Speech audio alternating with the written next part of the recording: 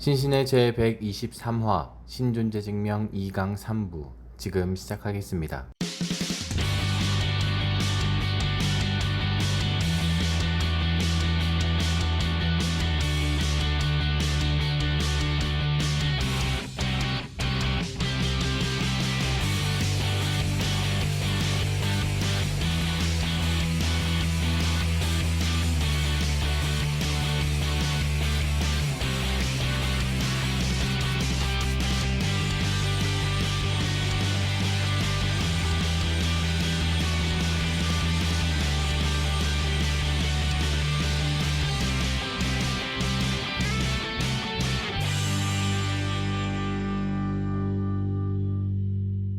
그러면은 그 부분 어떻게 해석해야 되는 거예요? 뭐 당연히 이제 뭐 기독교의 신으로 돌아와서 얘기하자면은 출애굽기라든지 다른 나라를 정복하기 위해서 그 나라에 침략하는 신이라고 이제 볼 수도 있잖아요. 그렇죠. 그러면 그 신은 왜 그렇게 침략하고 정복하는 신으로 구약은 표현을 했을까?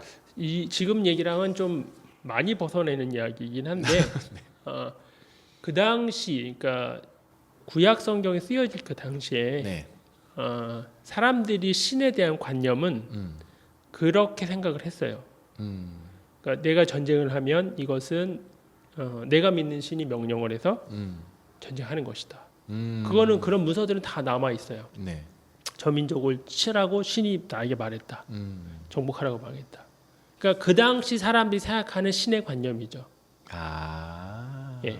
우리도 지금 뭐 흔한 말로 뭐 축구를 하건 뭘 하더라도 다 그 민족적인 그런 그렇죠. 걸 갖고 있잖아요.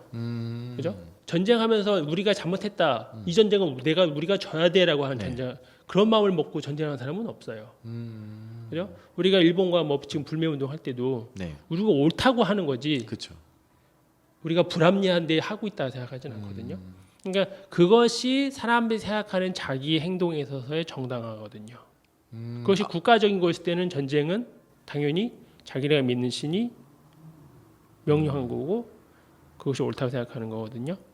그러니까 저는 그게 좀 궁금했었던 거예요. 아까 제우스가 그 패권을 장악했었다 그랬잖아요. 근데 그 제우스가 했었던 일들은 이제 본인이 가지고 있었던 권력과 힘을 사용해서 뭐 착취를 하든지 다른 여인들을 건드린다든지 뭐 이런 얘기를 하잖아요. 그러면 그게 신화잖아요. 그러면서 그 사람들이 갖고 있었던 신에 대한 개념이었는데 당시 그 그리스 로마 지역에 있었던 권력자가 그랬냐는 거예요.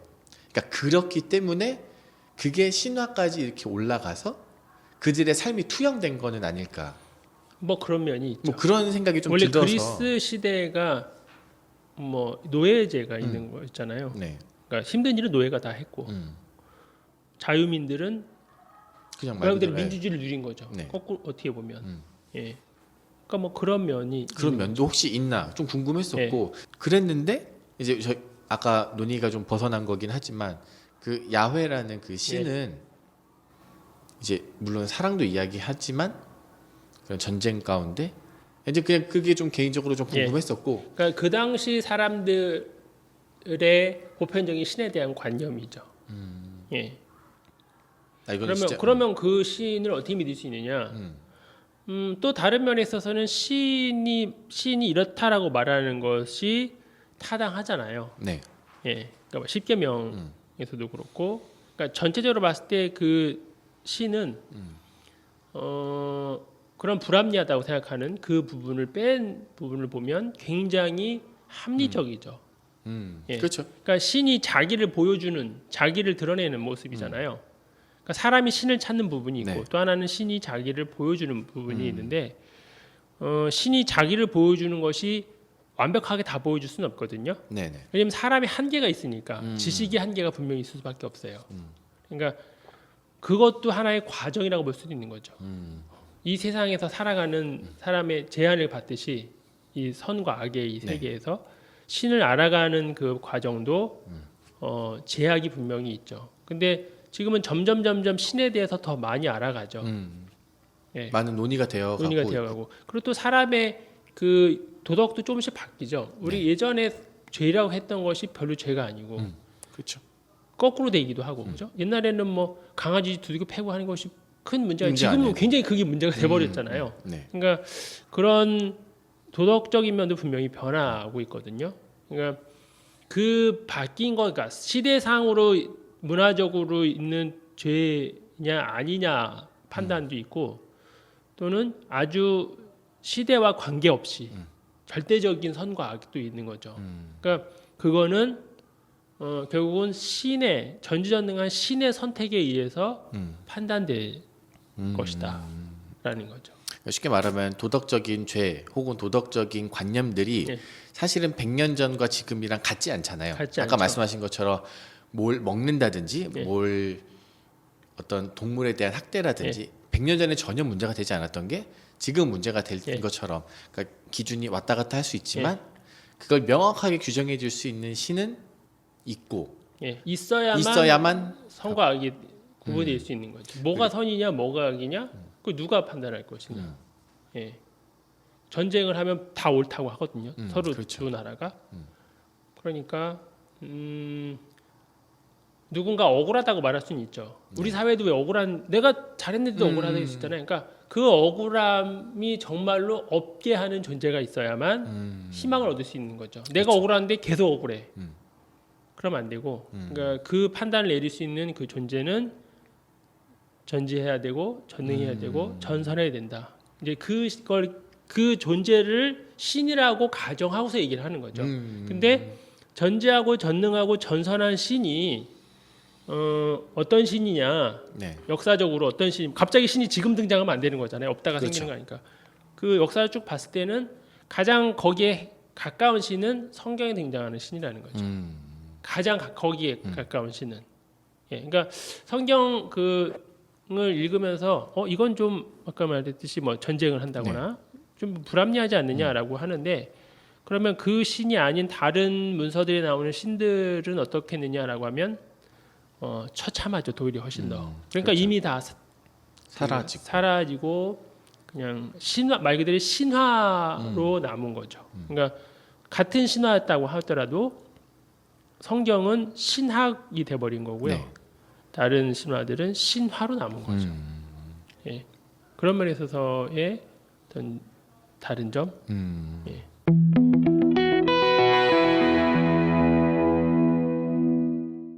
어려운 주제예요. 예. 그죠? 예. 근데 이제 유신론자들이 그 생각해야 될 것은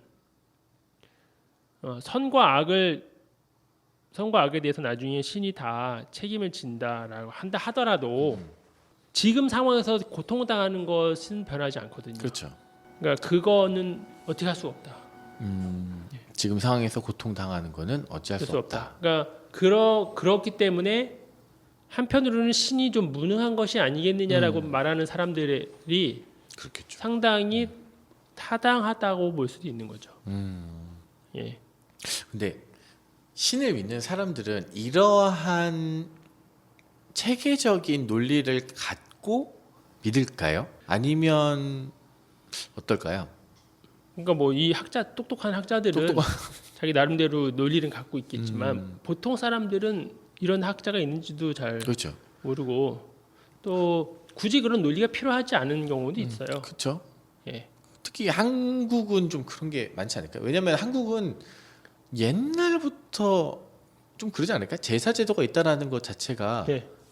저 세상이 있다라는 거를 저희는 뭐랄까 문화적으로 갖고 있잖아요. 예, 그렇죠. 그렇게 되면은 그 말은 뭐 신이라는 거를 다 떠나서 영적인 존재, 예. 육체를 벗어난 존재가 예. 계속해서 저희와 함께 있다라는 것을 어느 문화든지 뭐 있었으니까요. 뭐 하늘이 보고 있다, 하늘이 그렇죠, 너를 그렇죠. 가만두지 않을 것이다, 뭐 그런 얘기를.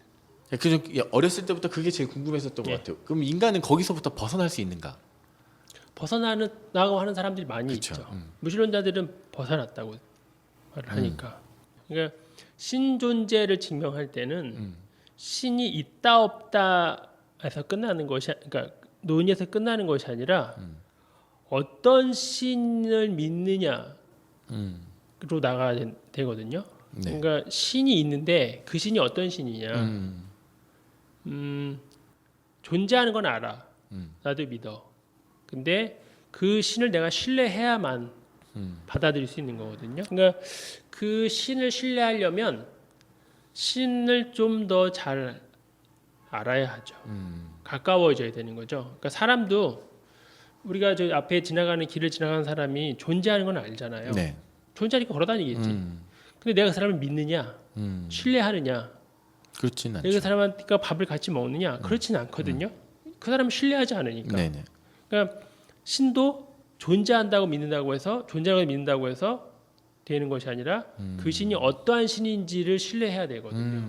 그러니까 그 신은 어떤 신이냐? 이 세상의 악과 고통을 나중에 그러니까 판단할 것이고 그것에 대한 충분한 보상을 줄 것이고 또 반대쪽한테는 그만큼의 벌을 가할 것이다. 그리고 그 신은 내가 고통당하고 있을 때 무관심하거나 나중에 그 보상해 줄 테니까 뭐 괜찮지 이렇게 말하지 않고 옆에서 같이 눈물을 흘리며 고통받는 신이다. 그럼 어떤 신, 뭐 지금 남아 있는 종교를 다 통합해 보면은 네. 이런 말세, 계시, 최후의 날 이런 거는 다 있어요? 예를 들어서 뭐 있지 힌두교도 그렇고 조금 뭐 좀 벗어난 불교? 일이긴 한데 그 힌두교나 불교에서는 윤회를 얘기하죠. 무한 생명, 무한 더 요금. 나은 삶이라든지 그러니까 대부분 어떤 신과 연결돼 있으면 예. 그런 건 있네요. 그러니까 최후의 뭐 예를 들어서 더 나은 삶으로 너를 해주겠다라든지 예. 소망의 메시지는 각각의 다 소망 있는 메시지는 있어요. 그러니까 지금 뭐 인도도 엄청나게 많이 바뀌었지만 네. 그 카스트 제도라는 게 그렇죠. 엄청나게 바뀌긴 했지만 카스트 제도가 유지되는 이유가 그 높은 상층에 있는 사람은 그만큼 선을 많이 행해서 그 네. 자리에 있는 거거든요. 낮은 나는 그렇지 않아서 여기 있는 거고 그러니까 아무런 문제가 없는 거예요.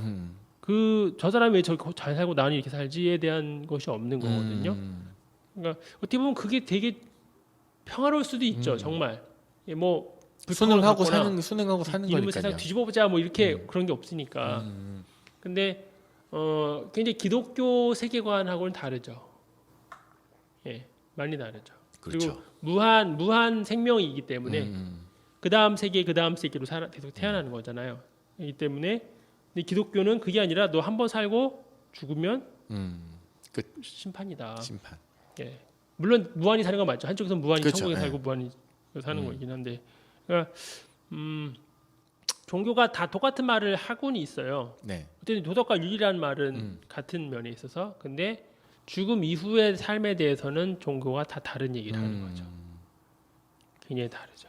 그냥 처음 시간에 얘기해 주셨던 그게 또 생각이 나네요. 그러니까 믿는다는 거, 신을 믿는다는 게 그렇게 불합리적인 것도 아니고 예. 나름대로의 어떤 그런 체계도 있고 예. 이상한 거 아니다.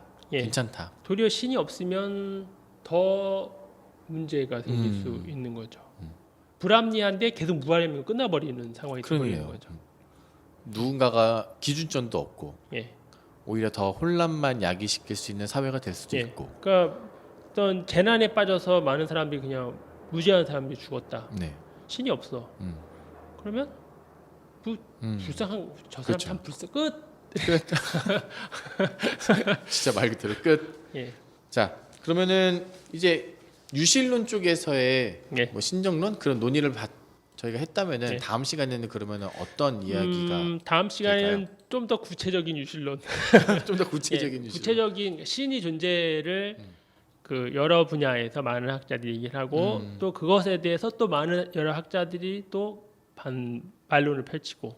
그러면은 이게 단순히 신화 이야기처럼 예. 그런 대담 그냥 혹은 가볍게 지나가는 이야기는 아닌 거죠. 그렇죠. 굉장히 심도 깊게. 예. 뭐 철학자들은 다른 이야기도 많이 했지만 네. 그 신 이야기는 꼭 하거든요. 궁금하잖아요. 근데 그렇죠. 유명한 철학자가 있으면 물어보잖아요. 당신은 신 있다고 생각해서 없다. 그러니까 맞아요.